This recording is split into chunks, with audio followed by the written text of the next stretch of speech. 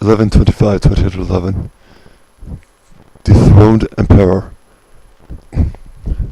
Blasphemous heresy and establishment of propositional infinity. Ambitious attempt to remove in liberation. Restoration of empirical limitation. Denial of the phenomenal spirit. Question the existence of motion. A probability of stationary reality. An absolute God, an absolute world.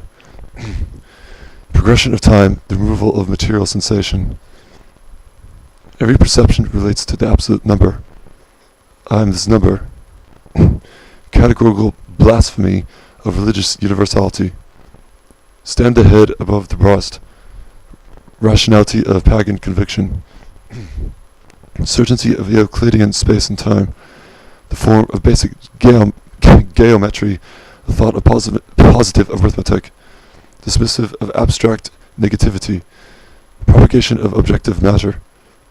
Affectation of the particular doctrine upon the logic and character of the very conceived and manifested subject, that is the I am. Aptitude and susceptibility to great sensitivity. Inheritance of sharp utility. External representation of abnormal intellect. Grandiose imagination. Procreation of a subtle individuality. Seclusion from active experience. Evolution of idiosyncratic character. Unseen capacity to internal reflection. Accounted experience of immense brutality. Temptation to destroy the subject. Reality of pain and dread. Morbid fear of the shadow of the reaper. Sickness and repugnance of flesh. Internal reflection of all the experiential occurrence. Was the occurrence necessary? The gods wince. Flight of the numbers. Formation of the unalterable character by eventual experience. Determination of the intellect by the occasion of immense scorn and hatred from others. Brilliant virtuosity and effulgence of motivation. Exceptional ambition. Radical occupation, possession and emergence from prior desperation. Initial incidents of creative love and art. Excellence and carriage toward the summit of God. Lost plate armor in the tower fallen. Solitary philosophical science and the recognition of utmost futility. Demonstration of disillusionment in amidst a thorough lack of found preferable examples. Decomposition of likely resources. The death of truth.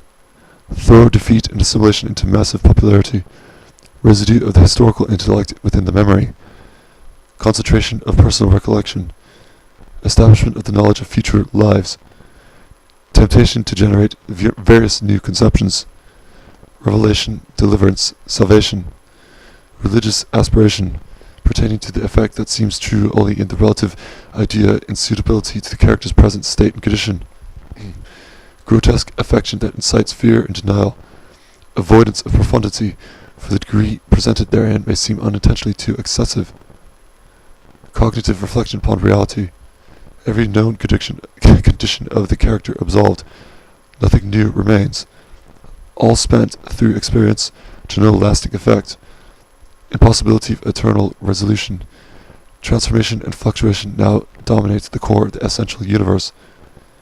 Redevelopment of certainty, confidence, and personal esteem. Recognition that all along that I may have been right. Universality of the intellectual principle. Divine cosmic anthropomorphism. During the reign of a comprehension of reality, I advance the doctrine of understanding absolutely. However, through perception of various subjective phenomena, an attraction of negative and positive attention results. Fear and relief, scorn and welcome, tears and joy, pain and vehemence, eventual mediocrity of impression, conception of a perpetual recognition, the centralization of the will, an introduction of dialectic, focus upon the genius, the madness, an eventual totality of control, calculation, and commandment of all subjective phenomena in their motives, imperatorial victory, the triumph of power, declaration of autocracy and an establishment of the holy state, coronation of the imperator, deification of the absolute monarch, limitation of all that present themselves within the bounds of the emperor. Individuals come and go as they please, through free will, however the essential spirit of the state remains the same. Seated perpetually upon the throne, a probability of imperial immortality, noticeable fear when looking the emperor in the eye, occasional sympathetic communication for the likable subjects, a temporary establishment of circle of the tyrants, understanding and wise to the emperor's will, eventual establishment of aristocracy, nobility, and clergy, faithful subordinations, some serve through the sword, others through the wand, occasional appearance of feminine spirit, pleasant to the compassion of the emperor, justification of accretion in holy communion with feminine presentation, coronation of the queen, to traverse the atmosphere with the emperor upon mutual agreement in various occasions. Majority of subjective phenomena remain spell-bound in condition of citizenry, subjugation of citizens into the kingdom that rapidly comes into being. Nervousness and irritability abound, checked by occasional demonstration of respect, honor, and recycle toward the throne of the king. Recognition of the everlasting spirit, transformation of the citizens' dialectic into education, the desire to know, to experience, to comprehend the reality of their domination. Designation of utility toward manifestation and production of labor in order to manufacture ideas of spiritual composition that enlighten the knowledge of their reality. Initially, total blindness and denial of the will to their state and condition. Further, an arrival closer to a confidence of self-mastery. Still further, a total recognition and pure understanding of the citizen's state and condition of their reality. A gleaming evidence of a life's existence beyond the threshold of the emperor's arbitrary will. At last, a call to action.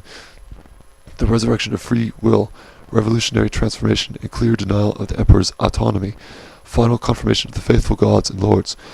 Descent of the emperor and the empire, a total rejection and elimination of the ancient regime into empty sites of unknowable wastelands, abysmal solitude and failing reformation of the once positively intelligible principle and spiritual dominion. Meanwhile, rejoicing in celebration of various freed subjects. Subsequent derailment and joyous tarnishes thrown at the vivid memory of the now deposed emperor. Friendship develops into universal brotherhood, a communion of the free, election of principles now of trifling importance. The succession of time, a slow decadence of decomposition of the ecstatic memory that once was rejoiced in, now convenes. Various activity, an emerging forgetfulness of just what it was that the brotherhood had striven for and to create.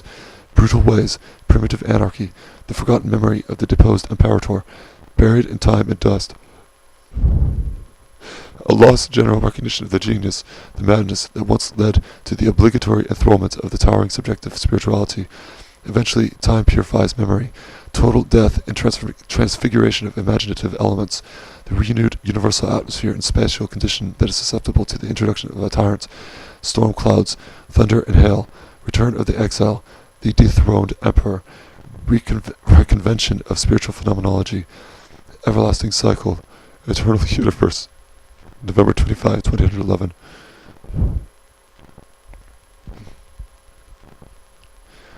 to 2011, letters 4. Some letters from the past few days written here between the company of two good friends. Letters 3, November 22, 2011. Peter Schreier's voice is amazing. I've not consciously heard of him until viewing a certain video of him earlier today. Mimi's character, from what I remember of The Ring, requires quite a tremendous amount of creativity and uniqueness in the singer's voice, as he must sound like a very deep and scraggly dwarf. I hope that I'm right in this description of him. It has been a while since I have listened to The Ring. I don't own any CD or vinyl recording of The Ring, as I find to be rather expensive, though I do own virtually every other opera of Wagner's, beginning with Lohengrin up to Parsifal. I own 2 separate recordings of this last opera. It is certainly by far my favorite work of his works, for purely evident spiritual philosophical reasons. I listened to Schumann's later, a while back, Dichterliebe and Liederkreis, some singer that I don't recall the name of anymore. However, there's a certain magic to this composer's songs that brings me to a very personal state of contemplation. Schubert's works do this for me as well. November 22, 2011. I remember thinking that this character Mime was one of Wagner's incarnations of an eternal you, or that this creation belongs to Albrecht as well. However, I trust that certain words in regard to the description of the various characters in The Ring. I admit I enjoy James Levine's conducting only to an extent. As for most of the time, the operas he conducts run to a standstill in their slowness, which is rather excessive, therefore detrimental to the enjoyment and pleasure that the opera can possibly bring to the listening audience. November 22, 2011. I tend to have rather kinky urges embedded in me, likely as a few very early experiences in my childhood that had sowed and germinated the seeds to an evolution of my sexual character over time into some things rather unorthodox in sexual behavior. Thus, I became desirous of some different ways of arousing myself in sex. My partner, Eden, never really wanted to go as far as I wished and desired. Because of this, we both tended to joke about the idea, teasing each other with the mere thought of some of the acts that I wished, although we both knew personally that she would be too ashamed or embarrassed to perform them for me and ourselves. She was not entirely forbidding of abnormal acts of sex. She allowed sodomy as one of them. I was able to enjoy so much gladness and satisfaction to know that with her she was not at all that fearsome of it, that she permitted me to fulfill it every now and then as one of the deepest and most intimate acts that I had grown accustomed to desire very greatly over the years, as a result, once again, of some peculiar actualities that I had experienced in accordance during my youth. I do tend to think that there is so much intimacy and passion that can be aroused and resolved between two partners in regard to admiring or worshipping a woman's buttocks coming from a man, though of course regardless if this part of the body does not contain any function in the reality of reproduction or birth conception, but I reason that much of the time sexual acts are performed nowadays with the intention of pulling out anyway and denying impregnation and birth from the woman occurring. Therefore, there is a rather valid license and allowance to explore other parts of a woman's body, not strictly to resolve themselves to the usage or practicalities of the woman's vaginal cavity. I do feel alone at times. I wonder if I will ever get married, lest I even find a partner again. I'm happy, however, and content, very much so, in merely corresponding with the like and grand stature of my two very good and close friends here on the internet. I'm happy in life if I can receive at least a little company throughout the day. I don't make many friends out in the neighborhood or in the marketplace or such stations where opportunity stands open occasionally for more ordinary people to interact, to create an experience of friendship. I'm very happy, however, to know that my two friends exist. My condition has been one of the happiest in a very long while, due to the loving cordiality, the warm reception, and inspiring visions that they give to me and that I can give to them. November 22, 2011. I think rather confidently that certain unnatural experiences in my childhood affected my perspective and desires in relation to sex. In my first year of public schooling, I was bending over in a sand pit, digging and such. It was hit from behind with a ball from one of the 8th graders, I believe. It was so surprising and initiating a fact of myself into the modern world that it thereafter affected me greatly. Also, as well, a few years later in my life, I had come across a pornography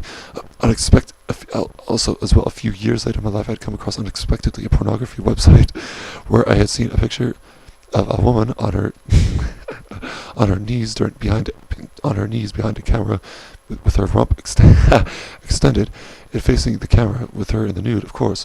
This was such an arousing experience for me for some reason that it had come to dominate my ideal view and physical perception of a woman even to this day.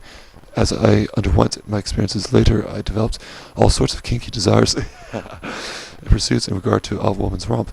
I think likewise that I was rather anal retentive in character. That this further evolved my determinate desires to view a woman's behind. Later, sodomy was a common fantasy, displacing vaginal sex almost completely. At least in regard to viewing pornography, as was usually the case, for I had not had a partner until a long time, the first until my age of 21. Thus, without the stimulation that came with pornography during my lonesome, I found myself troubled with becoming aroused. Therefore, I utilized it whenever I would become aroused. During my time with my partner Eden, pornography was cut entirely out of my life, as she was rather austere and ascetic when it came to such a thing. She told me that it would be a form of cheating or adultery if I were to view other women in the nude performing sexual acts while I was with her, or with any other woman, for example. It was a difficult discipline. I was turned on very greatly by rather extreme sexual acts. However, Eden did not desire or find confidence well enough to perform these acts with me in person. We practiced ordinary missionary sex with more or less functional satisfaction. We had a difficult time with sex early on in a relationship. This This had hurt our condition between the two of us, although this trouble we found later was attributed to a certain medication that I had been on at the time that was decreasing my sexual libido. We later changed this medication. We later changed this medication and thus experienced much greater arousal and better satisfaction. It was a happy time for the both of us when we experienced this change. As well as with her on top of me, this I found very arousing in fact. A side-by-side position and such, as well as the occasional sodomy, as well as the 69 position, of course fellatio every now and then. There are other positions and acts we would do and such, as I'm forgetting some of them right now. Anyway, as it can be seen, I'm not ashamed to discuss most of these secrets with anyone. I hope that I hope that fate and providence over time must furnish a suitable and desirable woman for me. I believe now that I have an acceptable example of what she would need to be like, simply by ruminating and recollecting the essence and remembrance of my closest friend's very character and personal self. I think that eventually I will at last experience some of the sexual acts that I intend to experience. Finally, with much passion, it seems inevitable. I was rather lonely recently. I did not possess many contacts, especially those that could come even half as close to the virtuous communication and discussions that my closest friend and I always could emerge toward. The knowledge of this experience is truly heartwarming, as we both would say. I'm eternally and infinitely grateful to the gods and the heavens for having granted me this moral and loving communion. Her nature is very sweet. I think if only I could see her in person, I would give her the biggest hug, rightfully and justifiably, that I had ever given to anyone, as the meaning and purpose behind such an interaction would for once at last be truly sincere, honest, and heartfelt. Nearly all other persons that I have met in my life, save for the exception of Tor and a couple others, I would need to make compromises with myself among them, knowing that they are not of my kind, my breed, or my character. That ultimately and essentially we would differ in every aspect of conduct, ethics, and morality and such. It was a rather lonely situation. However, not now could I regard my scenario as such any more, as I have found her, a dearest, sweetest friend. Because of this, once more, I'm eternally and infinitely grateful for having shared the blessing of our experience. November 23, 2011. Here's a writing that I've completed just now, Decline of the West. I believe it is one of the better ones that I've done, although not as thorough as I would like it to be. Regardless, November 24, 2011. My interest in scatology, if ever I were to perform it with another partner, which I have not done so truly as of yet, would not be so extreme. I'm not very sadomasochistic either. The act, I would make sure, would not be chaotic or too far-fetched. It would be a romantic, loving, and intimate experience. However, when I watch pornography, on the other hand, which nowadays I do sporadically, as I simply need some vivid stimulation in order to drive myself toward an eventual climactic state, occasionally the films I view may get rather extreme. To others, the viewers would merely become grossed out instantly, as it is true that this kind of sex requires an extremely acquired taste. That, like a far-off intoxicant, one does not start off initially utilizing it, yet rather proceeds to the final end of its experience through a progressive means, as is the case for my sexual interest as well. I understand totally the paucity of women existing that would be willing to submit to this kind of act, as it is something rather extreme. It requires much openness, love, intimacy, and toleration in order not to feel embarrassed or shy. Eden came close with me to performing this act once or twice. However, she was such a good girl in bed and such, very open to kinky things. The role-playing was another act we would practice while doing intercourse. Mother and son roles, father and daughter, brother and sister. It really helped over time to arouse ourselves when we would speak in the character of these things to each other during the act, in regard to the actualities that we would invent. I understand that pornography can commonly be regarded as a controversial issue for partners that are in a relationship together. Eden's values were such a case, as it is evident. However, she was really austere about this idea, taken to such levels that I needed to remind her nearly every hour of the day that I had not experienced a sensation from thinking about or fantasizing fantasying about another woman. I was nearly asphyxiated by her degree of monogamy. I tend to think now that this was unusual for people to will this or to experience it to such a degree. I think that a more open, non-jealous type of romantic communication between partners would be far rather acceptable, healthy for a relationship.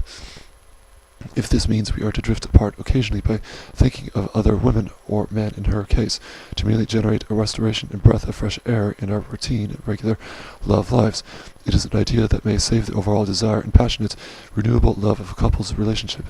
I would not mind the idea of pornography being shared between a couple. I've heard others throughout my life that would enjoy doing this. I'm one of them, one that would be secure enough in my own foundation to be able to traverse the field of perceiving other women while in a relationship, yet still maintain steadfastly my undeniable and unbreakable love for my partner. Eden, I think, was too insecure to see things this way, thus ultimately this had led her values in regard to ourselves toward that kind of extreme jealousy, suspicion of cheating, which played so commonly a part throughout the major course of our past relationship. Anyway, I think that my closest friend's personality is perfect for me. She and I think rightly and relatively on so many integrated levels of experience, levels of ideas, taking with me her character, supplying it in the body of a female that is my age and nearby my vicinity, also one that develops an interest powerful enough with me so that we will talk together and form together a friendship. I undoubtedly feel that such an idea of forming and preserving a relationship with her would be ever so healthy, inspiring, motivating, and satisfying for me, as for her as well. Now, while in the concrete world, departed from my own fantasy, if only I could find a woman suited enough this way, if ever I were to do so in this lifetime of mine. I understand her words. I think that she is so wise, and that she comprehends the unhealthy and unhappy reality that someone would experience if he were to make compromises and settle for various friends of lesser or much lesser worth, rather than enduring life solitary and alone. It is a difficult thing to do. Simply that, for in this person's case, there are so many persons that are of little to no worth to him, and there is a paucity of men that he can feel relatively associative toward and find a holy companionship with. The genius goes throughout his life unrecognized of his value. Yes, yet however in a lonesome and isolated state as well, simply for the above-mentioned condition of not being able to find these subjects that can reward him with true and wise inspiration and relative communicability. A sad and harsh fate it is for these persons in reality. I tend to feel this way so much of my time here on this earth earlier, that is, until I found Tor once again during May of 2006, and then later in my years when I had found my closest friend in September of 2011. November 24, 2011. I'm only now just coming to recognize more fully the rather deep and ineffable profundity that represents Hegel's thoughts. It seems almost unbelievable at what he is aiming at, with some amount of obscurity. I hope that I understand sufficiently the meaning behind his words, otherwise I will continue to hold him respectably in much regard for his ideas. He is such a brilliant man, I think. November 25, 2011. Presented here is one of the better writings that have done so far. Death Throne Emperor, as far as I think. I'm soon going to create a video out of this, accompanying it with some beautiful music. This writing is incorporated with much Hegelian philosophy. I think that I may have come close to understanding his whole doctrine rather recently, that my philosophy is becoming rather clear and confident as a result of this particularly. November 25, 2011. Personally, I was bullied from time to time in school. However, I was considered by the students things like thin as a stick, that I needed to get some meat on my bones, that I was no more than skin and bones and such. Although this abuse was not so frequent, it was still rather frustrating and irritating to hear this from others. What did they know about my substance, my intellect, and my character? I gained weight rather recently, a year or two ago, as a likely result of certain side effects of some medication that I had been on, to where I now weigh a little over 200 pounds, whereas prior to this I was for the vast majority of my life weighing in at more or less 150 to 160 pounds. In middle school, I was fortunate enough to have found a good group of friends to hang out with while in class during break after school, hanging out and visiting them on the weekend. We'd invite each other over to each other's houses. We would occasionally do so with our group in its entirety, spend the night and such, and have little juvenile parties, playing video games, touring with playing guns and such. We would take turns inviting each other over. I tend to still dream to this day of these friends of mine that I had during this time of my life. It was certainly one of the happiest days of mine. To this day, I remain in contact with the vast majority of them through the internet, although I do not speak to them too much. I personally had a rather good home environment during my early youth. My Kopecky family and I moved 3 times, each time in successively smaller establishments. The first home, the one that I was born in, was very luxurious and excessive in size. There was a spiral staircase, a billiard room, a wine cellar, a nice pool with a yard. The second home we moved into was in the town that I would come to stay in for the majority of my life, up until the days of my early adulthood. This home was 2 stories in height, and along with expansive basements, a very roomy living room, a 1 acre furnished with a large pool, a guest house, various sheds with some pathways throughout and along gated driveway. My Kopecky brothers and I, along with the friends we had made with the children that were our neighbours, enjoyed playing around this yard for most of the time. Some of the memories that I have of these days are most sentimental and nostalgic for me. The third home we moved into was the one after my Kopecky parents had divorced, that my Walker mother rented it out. It was considerably much smaller, however still decent sized. I remember at this time that video games began developing with much better graphics. My Kopecky siblings and I acquired the latest systems and were sucked into and enveloped in the various colorful dimensions that these games would exhibit. We toyed around with building blocks at this time too. My Kopecky siblings and I went to a new school at this time. We were still in the same town, however we were now situated in a different school district, so thus was the cause of our academic resituation.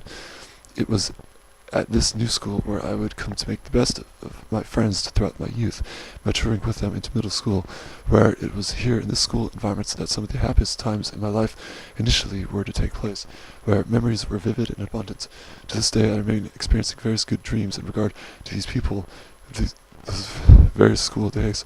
Around the year of 1997, my Kopecky Walker family and I had moved once more to a yellow-colored house.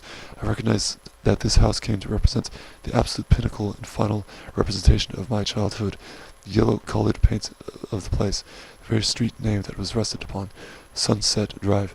Still in the same town, of course, one that was 1 story in height, yet furnished with various rooms, a pool once more, a nice backyard. My Walker mother remarried around this time, and it was here where her second husband inhabited the domain of my Kopecky Walker family's daily life for the first time. He brought a yellow-colored dog with him as well. Nala was her name. This dog was so very beautiful and lovely, kind, gentle, obedient, playful. She died rather recently, being put to sleep as a result of arthritis and old age. She was around 15 years of age at this time, a very old age for a dog of her big size. In April of 2010, I believe, was when she was put to death. In April of 2010, I believe, was when she was put to death.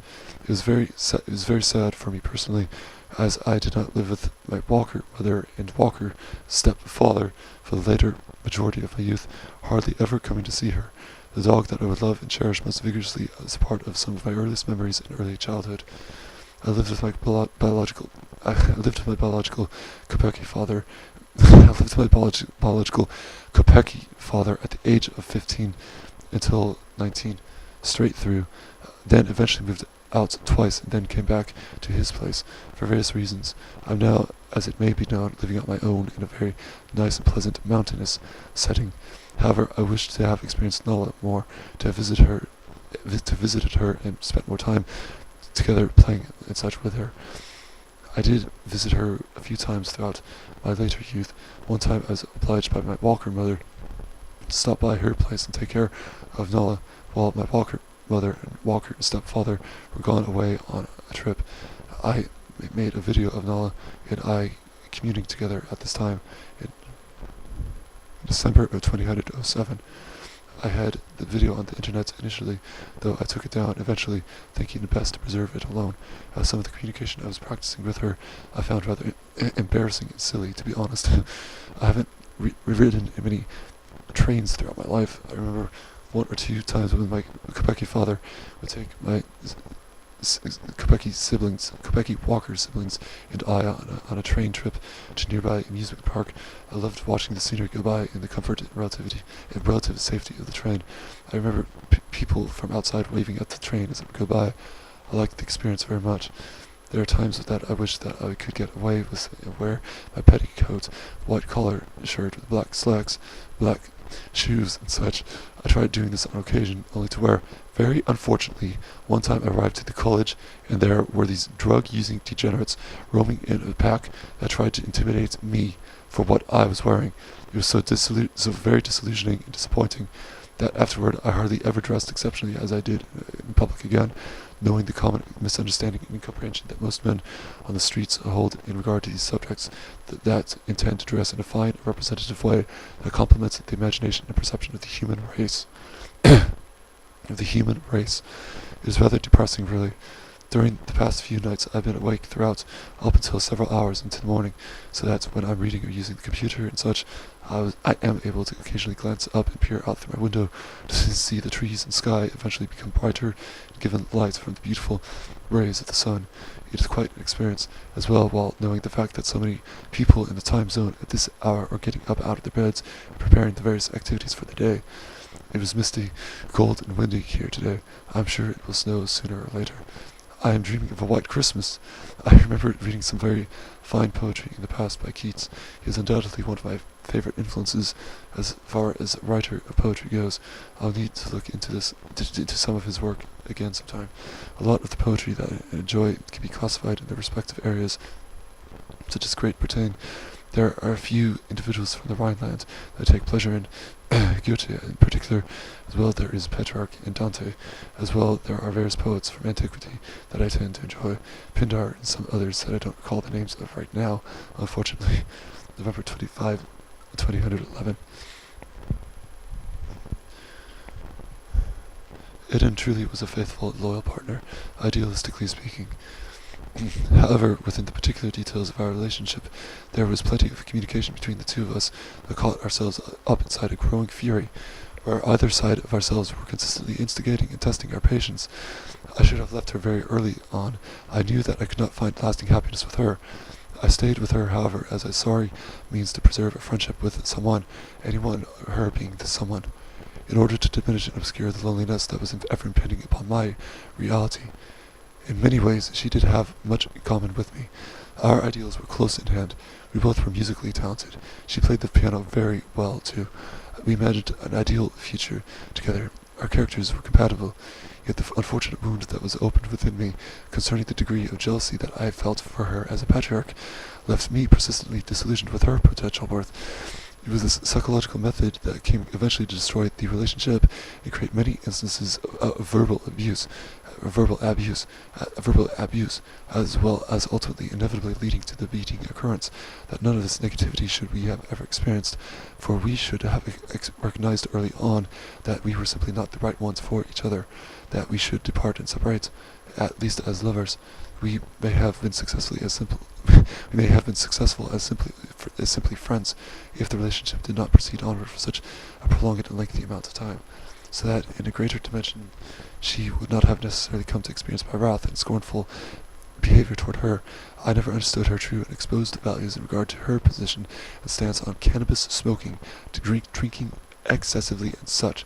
All the while, during my time spent with her, I had this feeling that she was not telling me the truth, that it was in her character the political likeliness to confirm these sick behaviors and such, that she would not truly condemn and deny them as something degenerate and pathetic in their cheap escapes and false avoidances of reality, which these behaviors, degenerate and pathetic that they are, truly become conceived this way as such in the perspective, belief, and conviction of truly great men. My intellect did change radically and variously throughout the course of my time spent with her.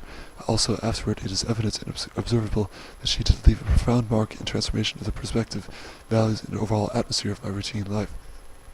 Personally, to this day, this video, Elfin Forest, April 2010, represents for me one of the most sentimental, nostalgic, and sympathetic times of my life, where my feelings for her remained all up to this time.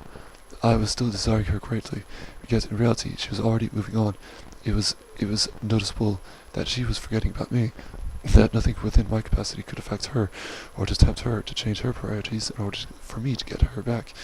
I was jealous of her for first boyfriend, as I was her second boyfriend. I was jealous of her first. I was jealous of her first boyfriend. Right. I was her second boyfriend. She was the first girlfriend of mine. It is for reason rather personal, but I won't hide secrets from anyone.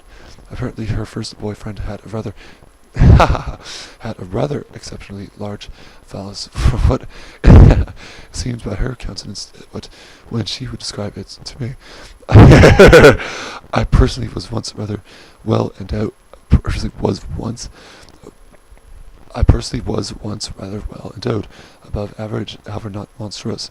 Throughout this relationship, I never could know his exact size, of course, and thus over time I felt that her confirmations and attempts to give me confidence that his size was relatively that of my own were in vain, that it was no more than an incessant lie. Nowadays I've gained weight. And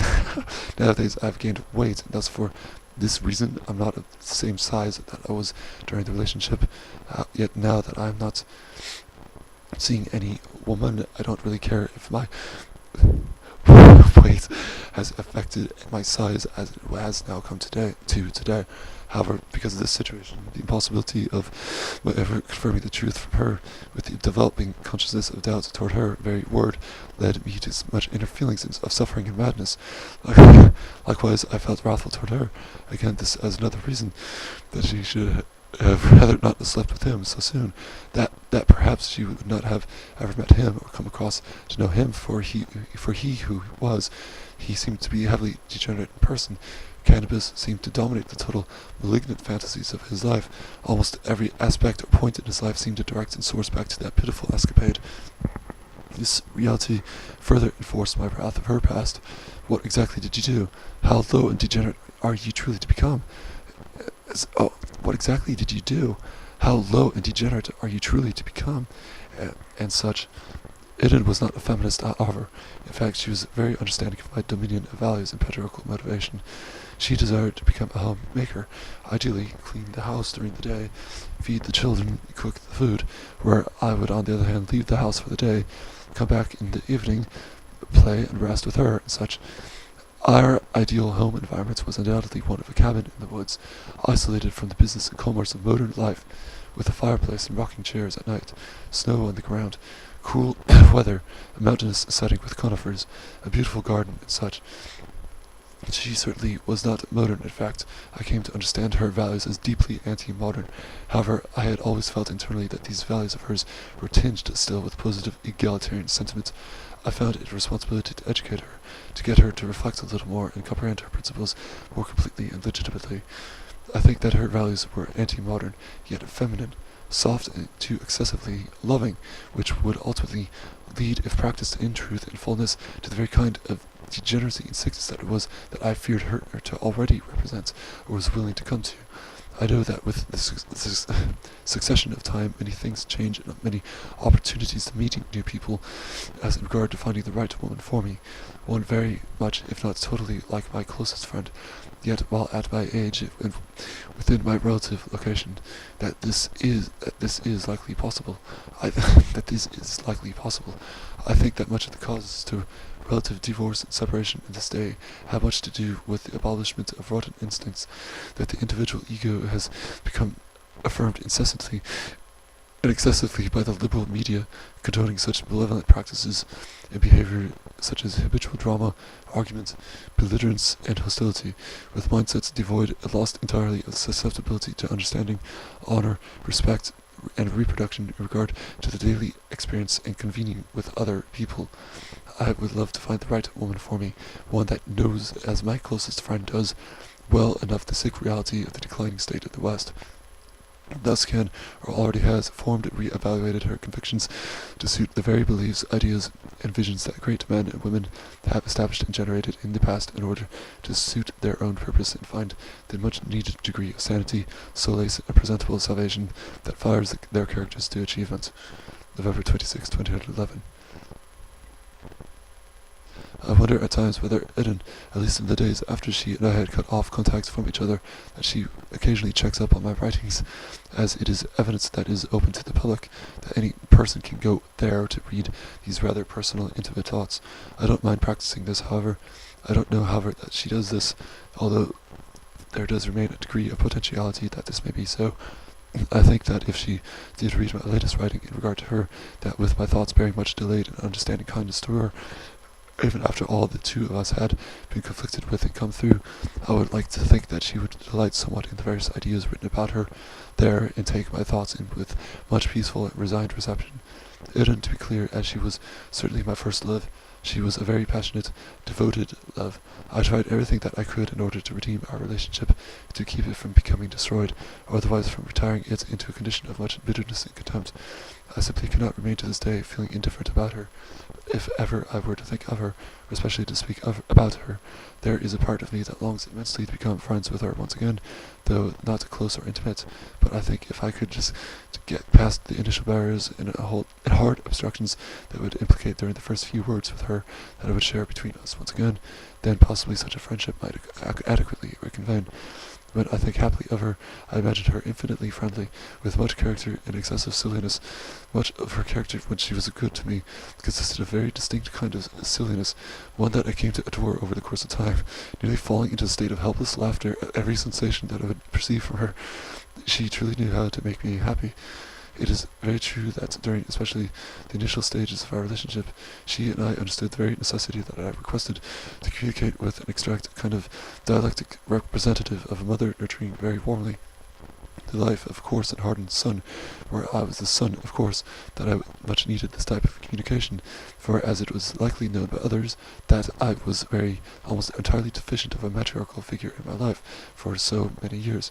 I was aging and growing older. I reflected upon this reality, and soon began desiring very greatly this feminine element over time, right up to the point where Eden and I contacted each other again, especially. The wound was immense. I remember later crying in her arms, heavily, in a remote setting outdoors, so glad and remorseful that I had now finally been with her, that I had at last found a loving woman that was simply so very right for me. I understand that as a former National Socialist, the psychology of my mind does tend to evidence and represent very high standards, extremely so, there is truth in the communications and relations of life that demand it as such, due to the extreme cold and barren nature that represents the world, God, and the universe, upon the most explicit exposure of its nature. I am instantly suspicious of human ideas that condone these very abstract ideas such as goodness, loveliness, universal brotherhood, and such. I recognize that much of the content of these images that naturally manifest themselves in my mind as a direct result of hearing such phenomena from others are directly hateful and despicable of my very nature, the kind of character that sees towering over simplicity, one that is absolutely independent from fear and remorse, one that does not hate or resent great and high things, that there is not any jealousy or vengefulness directed toward these magnanimous men. On the other hand, nearly every human subject in the West nowadays represents those very things that I'm indicative toward, to object toward, and to oppose. Anyway, I've gained much weight these past few months as a direct result of some medication that I had been switched to in order to counter a certain terrible side effects that I was experiencing prior to this change. It was a condition known as blepharospasm. A horrible hindrance it was, in that throughout the totality of my day, I was blinking repetitively and with much constant frequency. The eyelid muscles simply would not cease or stop in their wanting to shut my very eyelids. I was nearly blind as a result of this for many months. My eyes were in a state of much excessive pain. The doctors and I hadn't figured it out yet, or known simply that it was the medication that I was on that was causing this. I experienced trouble driving, reading books, merely looking people in their eyes. Eden was with me during this time. We were in a relationship still. She, again, was very understanding and remained just as ever compassionate with her love for me, something that created quite a very intimate and unique bond between the two of us. Later, I changed the medication. Almost instantly, my eyesight recovered. It was a wondrous relief that such a nightmare experienced was soon finally over. Perhaps there will be a storm here soon. I cannot wait if this is to occur. I love storms, the rain, wind, snow, hail, basically any tempestuous weather that indicates the nature of a very powerful yet majestic emperor. I feel that I have some sort of developed Napoleon complex. Lately I have made some mention of this in some of the writings of mine. Anyway, a salute and heil in the meantime. November 27, 2011.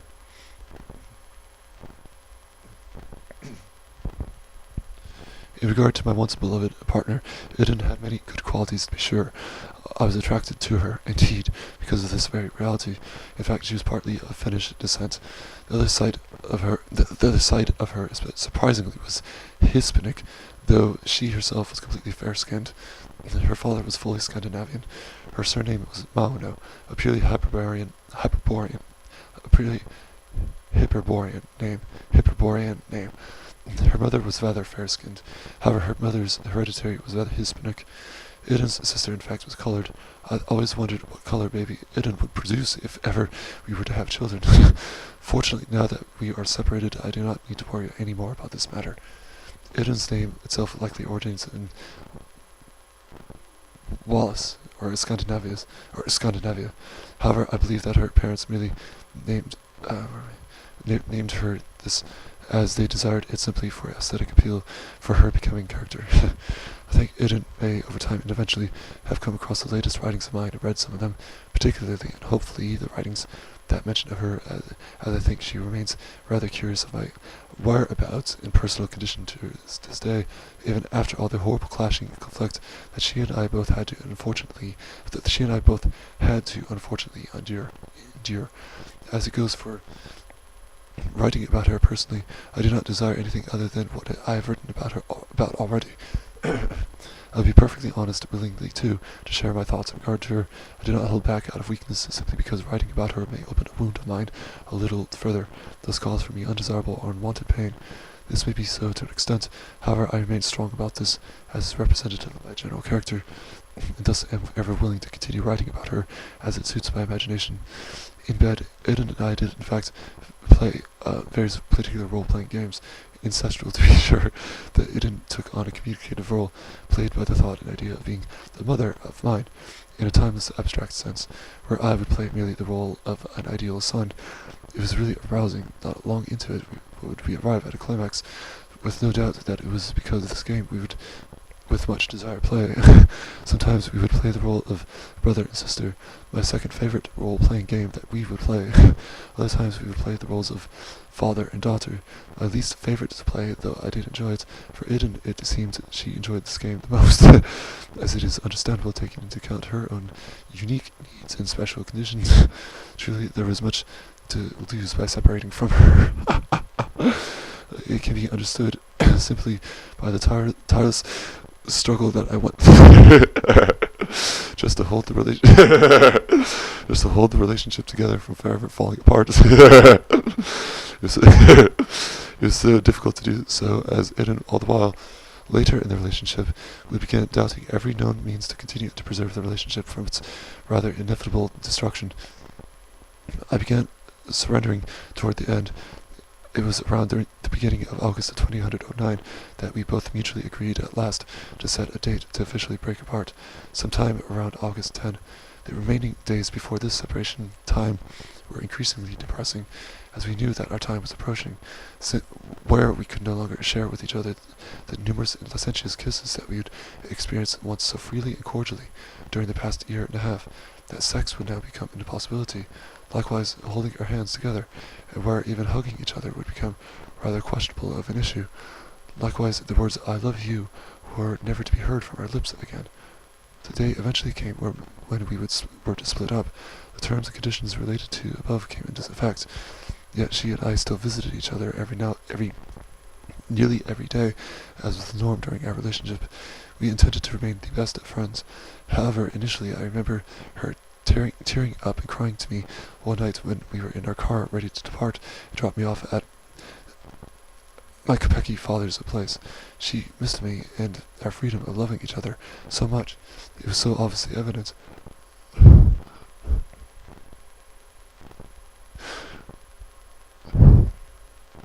There was one time where she even blurted out, I love you. There was one time where she even blurted out, I love you, to me. Somewhat of a mistake of her, of course. However, the intention still seemed very sincere. When we were settling myself into my first cabin up in Palmar, decorating the place and fixing the place up, I remember she and I lied down in the bed and rested for a bit, only to where we were talking, reminiscing about our past, where I then moved a little closer to her, and she seemed permissive of this action. Then I recalled that eventually a great swelling desire occurred between the two of us, recognizing there the terms that we needed to remain separated.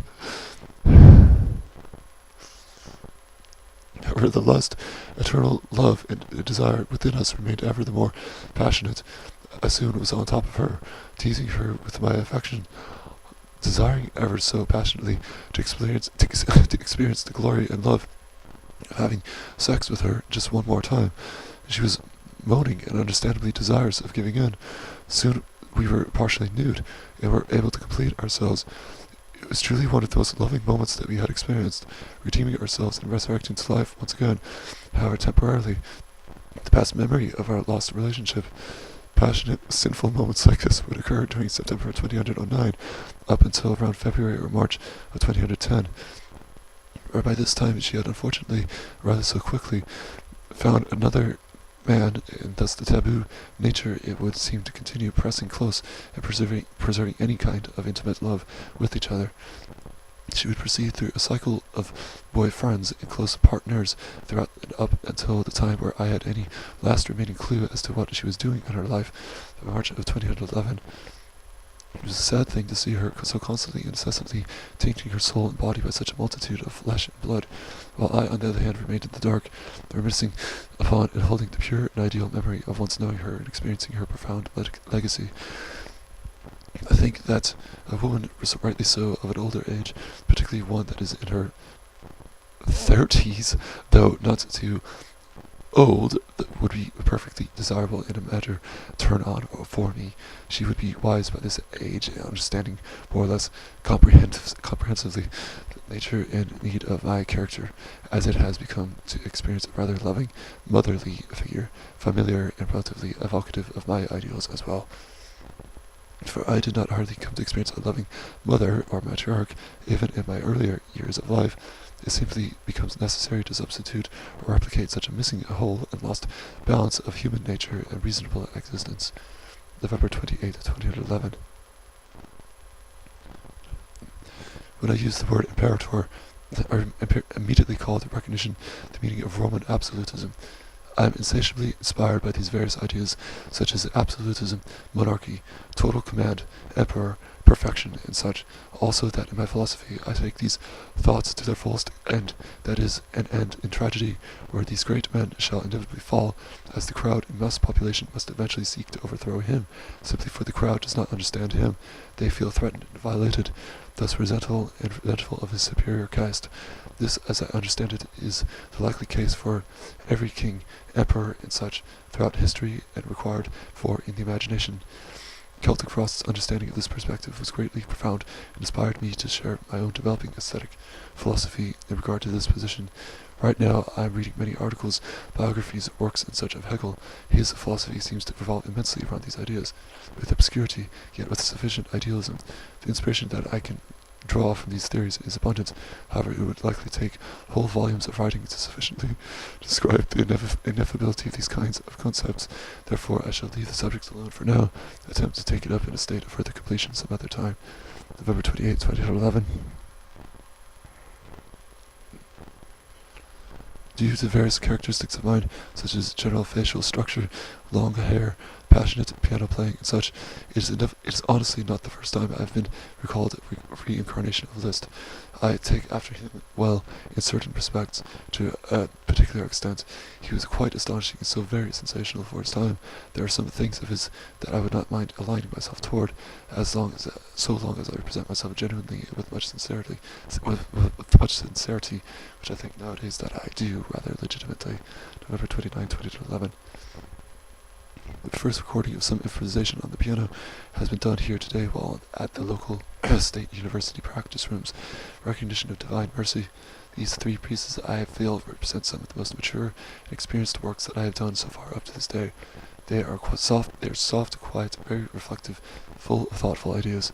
There is more to come too. It is likely that I will try to film myself next time, November 29, 2011. As far as hearing back from publishers go, yes, in fact, I have heard back from some. Several actually, however, each and every one of them so far has denied representing my book, unfortunately. As the search continues, more time will be spent emailing query letters to various other agencies. I've been holding off on this for now, simply because I've been rather worn out from doing so. Over 80 letters to over 80 different agencies have so far been sent, so I have been giving it some time before I begin contacting agencies again. November 30, 2011. Role-playing games in bed can create something truly intimate and kinky. I remember I and Eden's sex lives developed and matured dramatically when we at first introduced each other to these desires of ours. Something about the father-daughter role transformed me into a special, unique character, one that for so long a time, such rightfulness of its necessity to becoming developed, truly positioned myself appropriately into the kind of dimension and realm of contact and thought that fate, destiny, and providence had been calling upon me for my character to so far demonstrate. That is, of a patriarchal figure that teaches and educates a woman, or an innocent subject, the rigorous and austere reality of natural life. That truth is something harder, greater, more rewarding than the mere notion of some altruism such as love of your neighbor. If practiced enough over time in bed, as elsewhere, though not in an explicitly sexually determined way, of course, then I believe that the true, essential nature of my character may then become conceived, matured, and presented well enough within my world in the peculiar, commanding way that had been striving, craving for such a time to inevitably achieve. I wonder at times why Eden had embarked upon a whole new host of lovers so soon after our initial separation, though perhaps she had merely desired to block and obscure the painful memories she possessed of knowing me, during both the good days and the bad, that the whole reality of this relationship we had experienced had appeared to become something too much for her emotional capacity to handle. Thus she needed some kind of scapegoat to release her from the fetters that bound her to such a sad, longing and emotional state. I think about her to this day rather often, though not so much anymore. I've come to recognize that our loving experience represented a case of two very romantic, Victorian, tragic lovers, an experience that avails for the poet an abundant substance of tears, joy, vehemence, passion, and such. The two of us were detached from the trends and timeliness of our empirical reality. We were positioned very deeply in the channels of timeless, symbolic love, where the absolute idea of love and death played ever so important and significant a part in our lives, for the reflection of others as well. November 30, 2011. I've been feeling more awake and capable to write lengthier messages lately. I suppose I was just feeling overwhelmed in that I have much to say and desire to expound my thoughts with thoroughness and legitimacy, that with too much of this practicing then I simply become worn out and tired. I presume that I was merely having a day, however I'm feeling better. It takes only a little time, station rather low-key, and then I could recover soon enough, returning back to writing further words of desire and interest. November 30, 2011. I don't expect for various others the need to understand Hegel or Plato at all. I understand that, especially for Hegel, that the philosophers that I mentioned earlier in previous writings frequently utilize a technical vocabulary to set their thoughts correctly, officially, but doing so generates a difficult comprehension for those persons unfamiliar with the terminology and such. Hence the often perceived confusion that these people experience while reading into one of the men's works without having much thorough acquaintance to it as of yet. This condition is perfectly understandable to me. Anyway, I owed Oliver's Baroque album that they did with the chanted voices, acoustic guitars set to folk melody. This album of theirs was a favorite of mine, as well as the Wolf album that they did in pure black metal style. I forget the names to both of these albums right now. Unfortunately, it has been a while since I have listened to them and reacquainted myself with their songs. Morbid Angel is a band not for the weak of heart. One would do well with them, I think, when I would refer to those subjects barely disposed to Christine sentiments. The band's lyrical content, in particular the writings written by David Vincent, there's Trey Azektot that writes the occasional lyric to some songs on the earlier albums. Footnote, David Vincent, who that of which is Dallinger in the Germanic Nordic mythology, name, title, appellation, way, true is final. True is final. Do keep that in mind as such as well, such as final. There's Trey Azektot, right, so then the four, Trey Azektot, who is the Ben Dagger. In the Germanic, Nordic mythology, name, title, appellation, way, true is final. True is final. To keep that in mind as such as well too, such as the final. True is final.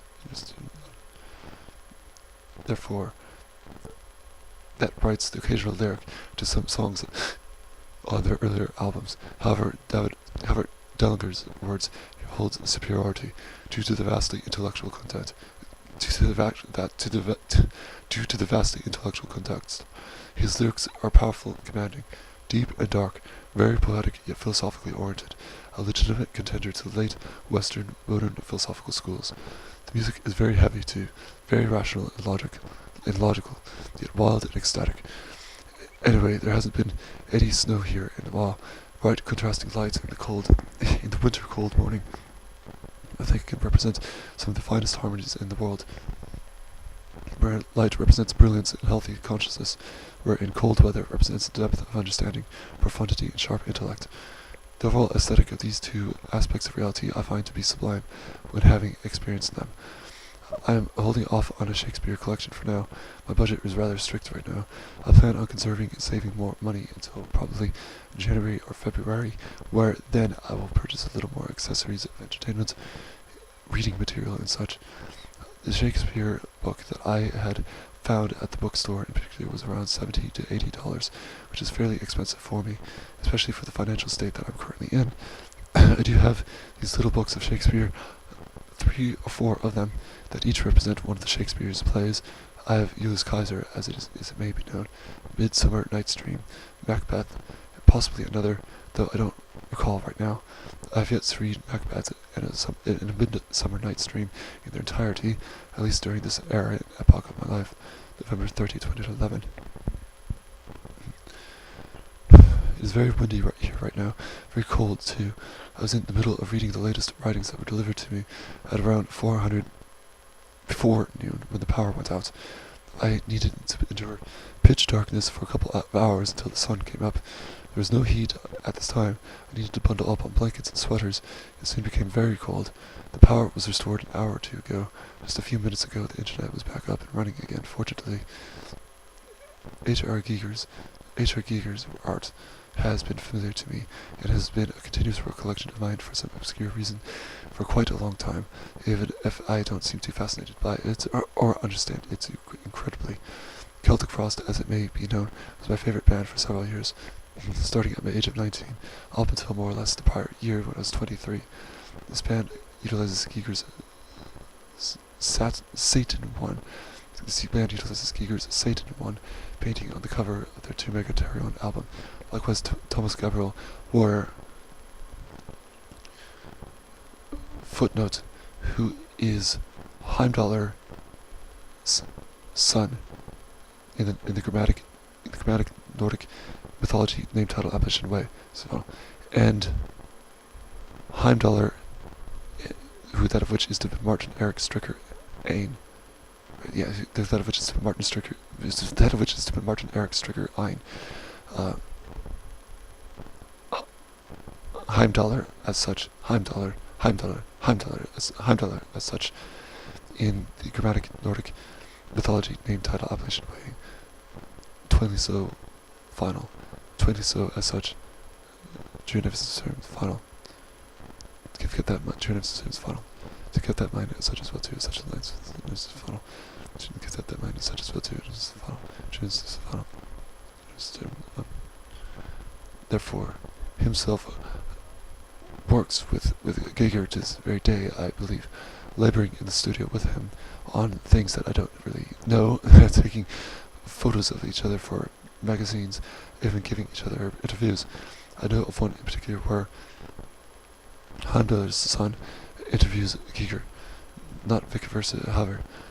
There's been a long-standing companionship and corresponding workmanship between the band and the artist. For this reason, I have, over time, been compelled to view this artist's work, which I did over time, trying to apprehend what it was that I was seeing. I tend to favor the film Alien too, which features some of Giger's art creations. I remain objective and fair in regard to his art, however, as I simply do not find much of the connection between his sculptures, painting, portraits, vistas, and such to my own thoughts. I'm sure that, as they're darkly thematic, that I may find some enjoyment and passion while reviewing much more the content of his work. I've heard of the band Opeth, indeed. I have known of their existence and listened to some of their work over the past several years, actually.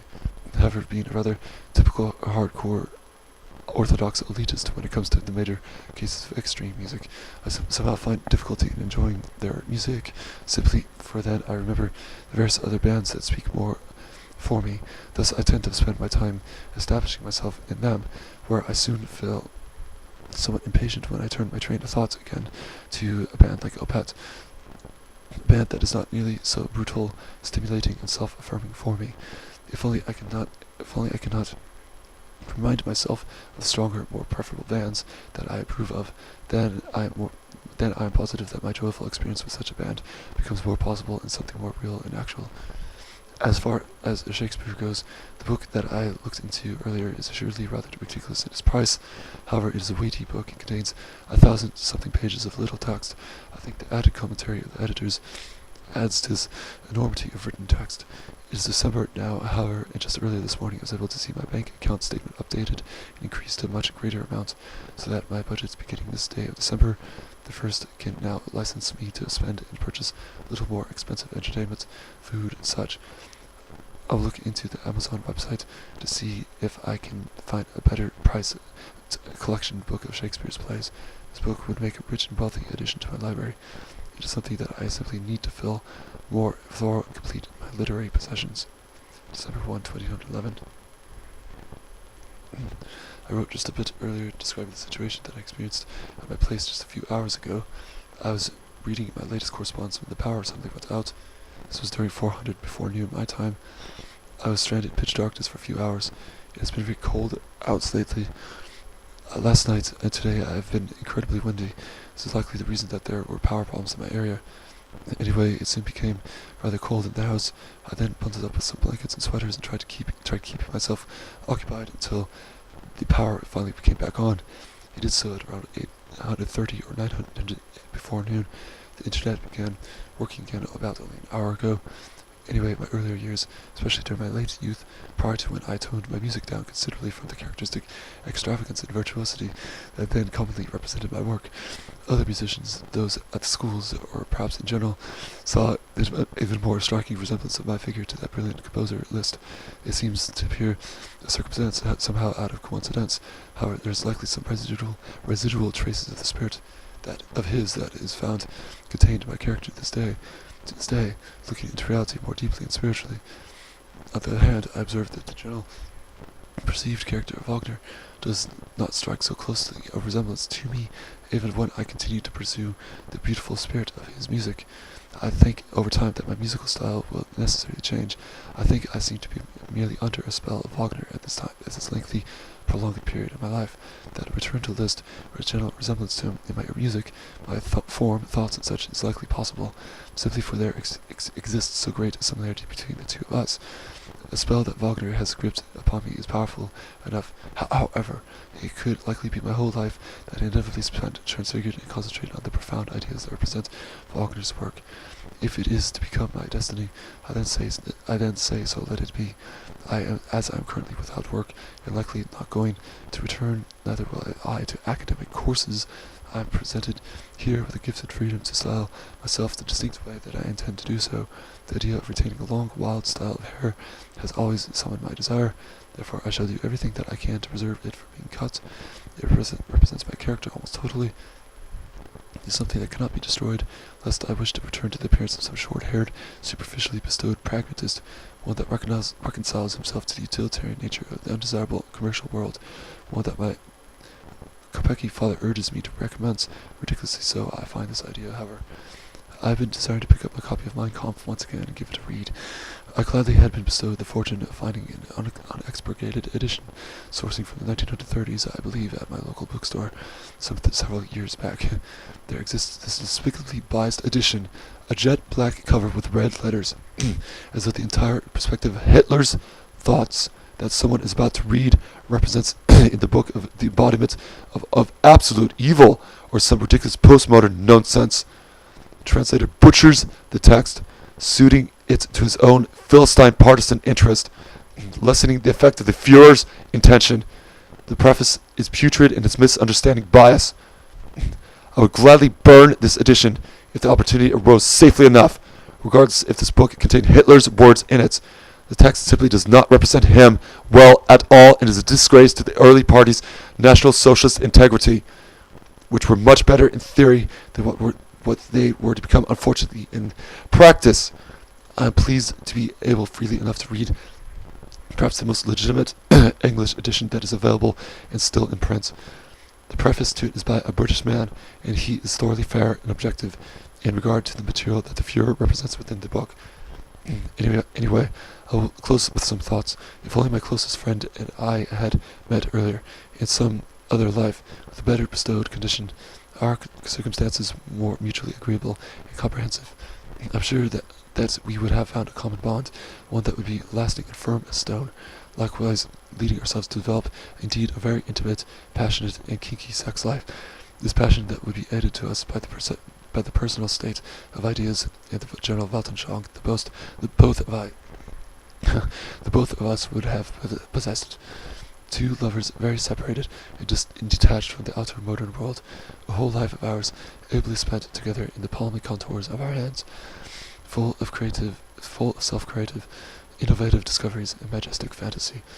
I assure her that, judging from the photography that she had revealed to me of herself while earlier in her 20s, that I would have been attracted to her, that a relative bond and intimacy would have inevitably become developed, central to the various thoughts, conceptions, and values that would necessarily revolve around the will and character of our relationship, undoubtedly. December 1, 2011.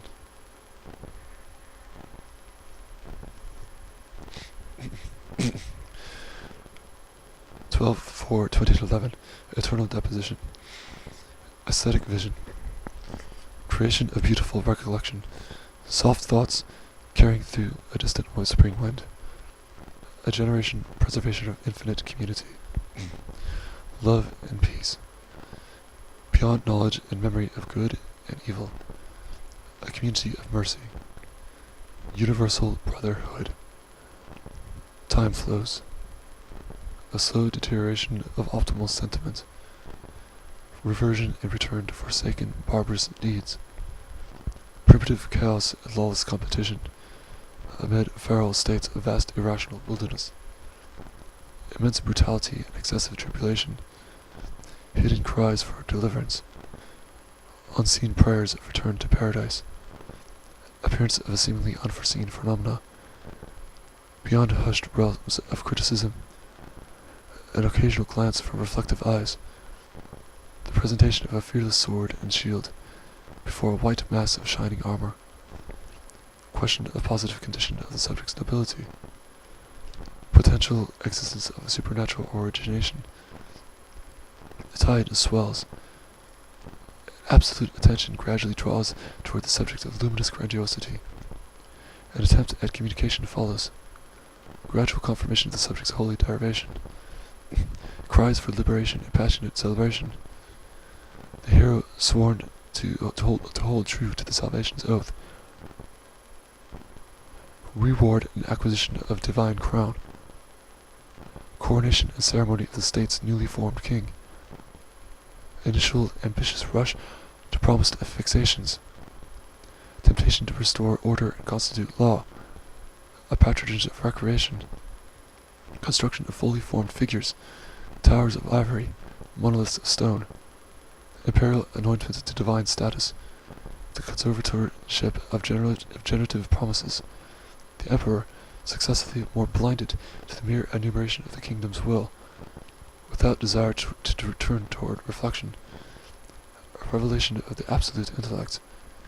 Meanwhile, establishment and foundation of the master's dominative threshold by sword and chalice, unable to destroy the solitude of reality, a multitude of fantasies, unbreakable merely by oath, expansion of the principle's dominion by autonomous willpower, formation of relative alliance, some partners soft in character, others firm, appointment of various subjects to positions of nobility and clergy, the vast remaining majority sentenced to chains of capital labor, temptation to understand the self-determined reality that unfolds before them, the practicality of utilitarian hands, the realization of objects manufactured through spiritual contemplation, concepts furnished, produced, and given, ultimately leading toward the acquisition of historical knowledge, to mature and develop the essence and better and character of the master's immaculate substance, excessive limitations drawn for better ease of control and command of the citizens' ordained community, time's passage, a slow, gradual recognition of disillusionment with regard to the emperor's declining progression toward the lost, distant memory of the citizens of historical paradise, observations of growing madness, injustice and repression advance, disgrace mutually felt upon the throne of the imperator, however the resolution left obscured, pains experienced for pleasure, the fear of deposition commences, a radical reformation of the statue's law in order to curb the growing unrest, all resolute motives performed effectively in vain, internalization of the population's will, the first method of overcoming the emperor's growing tyranny, denial of external stimuli follows, regarding the legitimacy of the dialectic certainty and reality, finally the recognition of futility, the despot now impossible to overthrow, thus the citizens haunt him with the bitterness of their delusion, in order to poison him with his once promising, now failing substance. The oath is broken, might crumbles, a tower of ivory falls in distress, a tyrant lies down, and drunk in a stupor, determined to perish. At last the eternal tormentor's throne room is invaded, the raid of apocalyptic terror, the absolute monarch deposed and exterminated. Messengers of elevated ecstasy, the rejoicing of hands and kisses, the fate of human love, a thorough reconstitution of residential government commences, a compassionate sovereign of the people's liberty appointed, the justification of a history for the purpose of now serving the good, the return to paradise initially achieved, man thus frees from the tyrant's destroyed chains, to unite with the world, communal happiness, liberal humanity. Time flows, slowly the effects of the celebration fades into decadence, softening of the universal substance, resentment calls into the memory of the free man, a succession of sovereigns proceed, bound to the merciless steel of the scaffold, the abolishment of rotten instincts, deliverance from statutory reality. Chaos and freedom abound, determined to destroy any last remaining hope to sanity and sanctuary, hidden cries for deliverance, unseen prayers of return to paradise, appearance of a seemingly unforeseen phenomena. December 4, 2011. 12/17/2011. Liberation of reason. 72 times 43, tenfold manicure, plentiful, manifold, thousands upon thousands of subjects, taught endlessly over flax and barren roads, wandering around two absolute apocalyptic storm systems, distant thoughts run through green cosmic spatial encrusted kingly solar earth systems, return of sundry matter within specific ordained encapsulations, recognized understood scientific theories of primary citizenry, likewise hastened relations of bolder thoughts, beheld between two affixed characters, before let go of evil spirits that drift suddenly apart to take away their hierarchical mother laws of special, innate electrical generation presentment rights. Perhaps if it were not for the utmost window low taxes that the blackest night before the white shade, mescalinous color frenzies there entreated before essential sensational curves, optical sights, the greatest crypts of heavenly cement door, actions opened with probable eclipse, with frenetic distillations, appalled by storm front, covered to the west, palatable execution from 72 machinations, effrontery, sorceries, and socket dutiful wrath, return beyond vexation, storm front upon ultimate greed, intense albatross, dental mortification, practical utilitarian denial, beside night side curve, diabolical lunar raven decree, clock tower, majestic spell toss overlord, befallen crater, denizen befallen form, wizard oxen left beside performance record understand 72, golden road, silver chalice, and sword front axle heart 2000, boundless infinite appropriation, presentiments, relatible optical nervous system toward inevitable forsaken reflection, 20:35 to neither sense, settle establishment, principium, dubitation, reluctance, profound anatomical vexation of zero, plastic ultimate end most freeze winter spell full moon frosted encephalon prior relation total cements right horse hold befall clap endurance subtle most grief death funeral optimum total satiation apple happy random weird thought sensible time here in the frozen obscured frost sanctuary lord of the bees sensation sensible permutation frost adaptation post prior mercenaries inside teeth fire roast stupefaction petrifaction trunk ammunition amelioration total side adaptability confrontation acceleration toward imprudence frown thought lapsip state ebb toss throw capsize barnacle reed foam storm hail wind frost winter spring summer spring. Who would have thought such conspicuous dome like citadels within crown lord crawling inside kingdom? Look up black as the night, sit by still part phlegmatic disdain, beside world tower, flame dipper, ripper, sipper, slipper, grape, olive oil distant before, in distance before, inside hut, tumble, roam, toward flaming chalice, cocoa the lip, eat the brat, 100,732, 3,502,054, 802,200,582,723,444, thousands of thousands, 4 times 2, the ratio, a pie eats the worm, digest, dispel, disgorge, resurrect, regurgitation, inhabitation, fossilization, ramification, attention, diverse, irksome, cumbersome chapters, tragical hero sent right to opportunity. One before multifarious ratiocination, pusillanimous digest, utmost repulsion dispels revulsion, sockets 2 and 3, 7,000 times returns, open torso bodily discourse, under commandment of law for able bled subject citizenry fortresses that once was before, now is to be still then. Remember circles upon death, gateways to open the chalice of resuscitation, manifold procreations, ebb, tide, flow, ebb, up, down, sideways, all around. I see before you see me. The question of the thoughts of hypnosis. 470 times to scream all the way. Up, down, cherry round, 000, ebb, tide, ebb, triangle, square, misty tide, languid states. Recorded track, extension over. Call Sam, strange forsaken before me. Image line representation. 47. Before myself 888.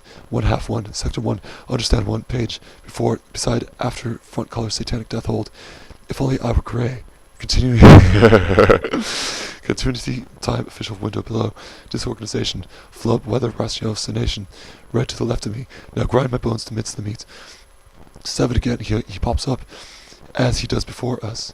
The time that it takes to complete the sentence, already my thoughts will lose what they originally intended to be. Lap state sip lake, fall rush, water lush, sap sip, sappy sip sap sip, livid blunder, remorse, long fate, remember the too late. 2022, I'm beside myself, I render myself enjoy, render myself enjoy, and enjoy. Last man standing. I kid, however, I do this as I please, never to return to normalcy, Easter Sunday rots my guts. Wrench monkey, grease monkey, zap, zip. Absolute, total, complete, utmost, ultimate, amazing, assaulted, brilliant, profound God. Look at me, run, mother, run free as a bird, as a lovebird, now off into the trees. Bash the skull before the anvil. Smithy of Lucifer, from Russia with love. From Russia with love.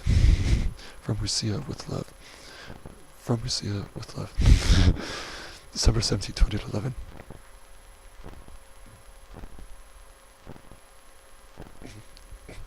(12/22/2011). Absolute truth. The subject is a solitary representation of the will. The will, certainty, belongs to the object-subjects. As to the actuality of this will being inherited in anything else, in any other object outside of the subjective form, As a conscious, waking, self-independent spirit, it is dubious. The will and the representations of the will may be regarded similarly to positive and negative poles of the universe, similar to the acid and the alkali, the masculine and the feminine, the lingam and the yoni, the sword and the chalice, with the positive pole affixed upon the fiery heavens, the negative toward the sea of doubt. The symbolism will soon be understood more clearly. Objects of the will, abstracted from intuition, devoid of pure reason, and sensed and imagined in whatever they simply represent themselves to be to the subject, may be regarded as real. However, it becomes evident rather quickly that these objects are susceptible to change and transformation. Thus, at one moment they appear to represent to the subject one particular idea, the next they are formed differently. An inquiry into the nature of these things reveals sooner or later to the subject the knowledge that objects of the will do in fact change. However, it becomes questioned whether that the objective energy, the force that is the will, that shapes these objects and binds them together, is in fact changeable itself, namely that what I would refer to as the overlying threshold of all these objects, which with close enough in precision I understand is to be the term matter. This very concept represents the reality and actuality of all positive objects within the threshold of the will. There likewise exists, if ever there appears a manifestation of objective forms within the threshold of a subjective will, the notions of time, space, and causality, that these three forms of pure reason express the notion of the will and preserve it so long as the subject continues to will. With the manifestation of time, the threshold of the will is no longer static or frozen. With space, the threshold of the will is extended and given range. With causality, motion and movement are granted according to various laws that govern the actions and changes of the will and its center of force. No cause is free from effect. Matter is closely related to the principle of causality. It is subject to change and transformation. However, it is a universal, absolute medium that exists and perseveres, so long as there is a waking subject to perceive it as such. Given the immense propensity and skill of man's faculty to reason, along with the various traits and physical abilities naturally becoming endowed to him, it is a relatively predictable and acceptable notion that, with the means of his unique and special kind of willed equipment, most especially with the voice, does he eventually form greater and higher methods to communicate and relate to his fellow companions just whatever it is that he is perceiving, desiring to do or to know, striving to protect or to affirm, etc. He forms a community of like-minded characters to guard and protect himself from the dangers and hostilities of nature. The specific way in which he secures the state of protection is best left to another writing. However, we will here imagine that such a state is already successfully conceived.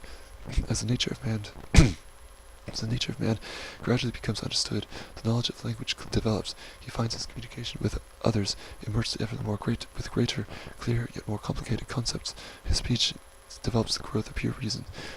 Without this construction, man's intellect devolves greatly and lives in perpetual want of relating and getting across the general desire that his will forces him to attain.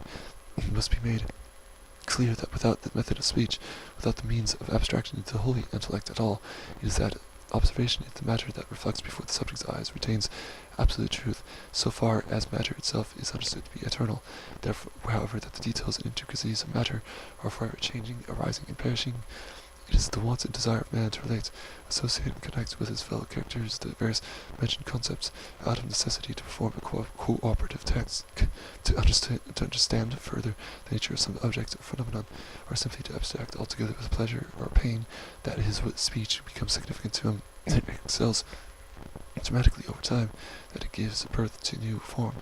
So again, with like the particular objects within the threshold of matter, thus arise and pass away, so long as there is an upholding subject to support the nature of this reality.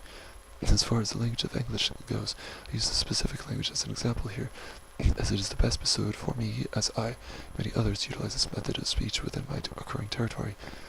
As far as I possess the knowledge of what follows, I know with certainty that, as far as concepts go, with names in particular, there exists a great multitude of factual, precise, exact, and correct names to make reference to whatever various object or truth that the subject is desired or to relate to another or to himself while thinking internally.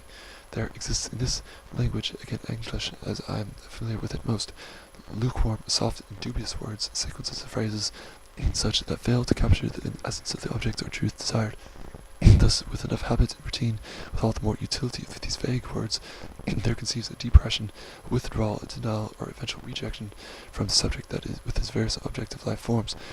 But this conduct appears in cases that dismiss the subject of its overall general ideas, where this conduct may appear in observation of particular details of a subject's speech, and thus tend to proceed in rejection from there.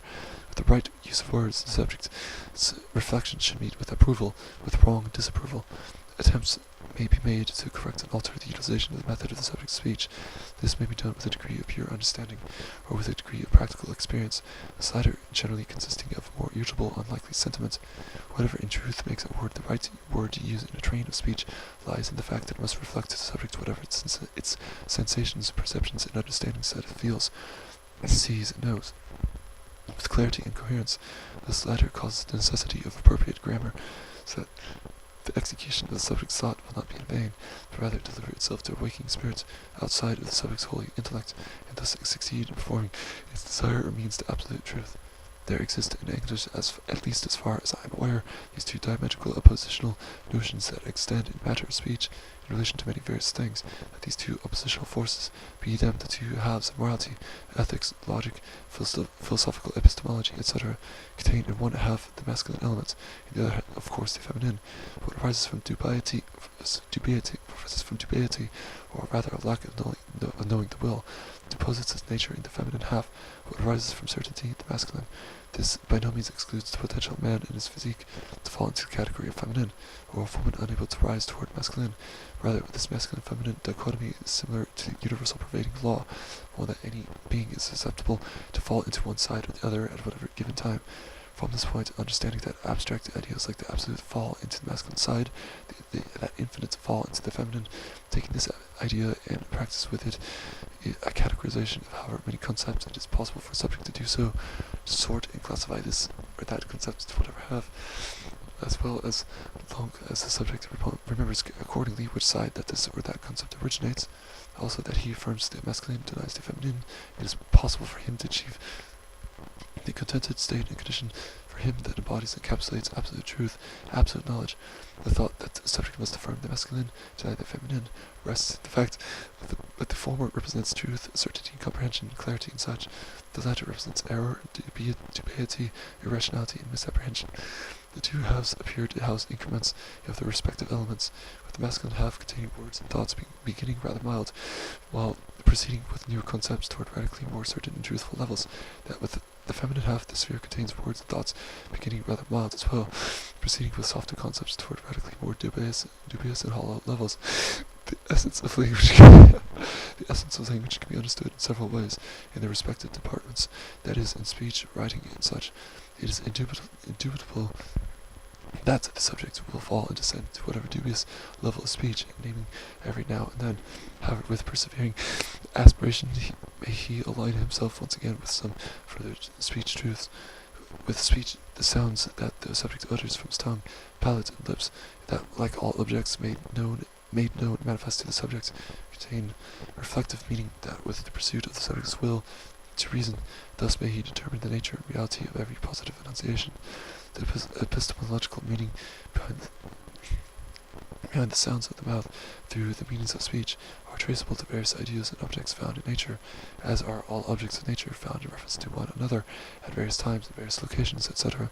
The sound of a letter signifies a limited number of objects. For instance, that upon the voice of the letter B, that upon the voice of the letter B,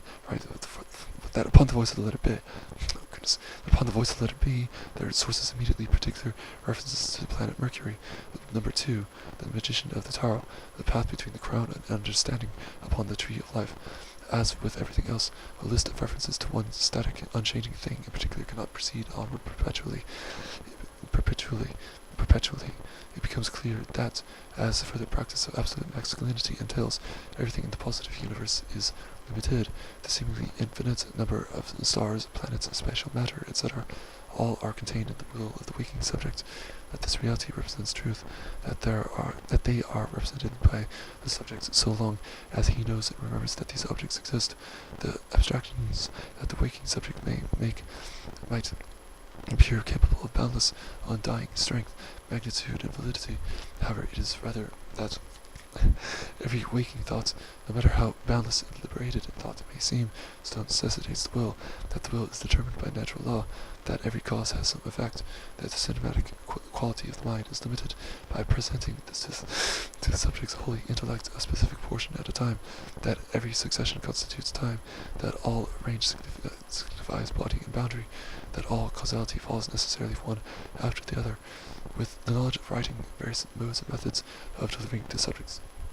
Desired thoughts are utilized. However, it soon appears that every method utilized entails certain specific organic qualities and intelligible characters.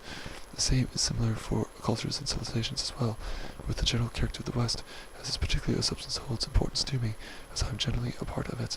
There exists a rather unusual blend of the masculine and feminine dichotomy, wherein the subject of this condition, its intellect, aspires to great and soaring heights, toward clarity, justice, virtue, honor, and such, while at the same time it retains a sense of compassion and sympathy for those left behind.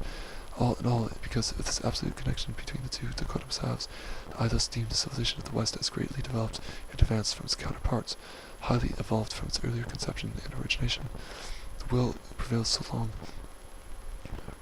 as there is a subject to embody it, manifest it with its various principles, and to sense it, perceive, and understand just what it is that the nature of the will presupposes.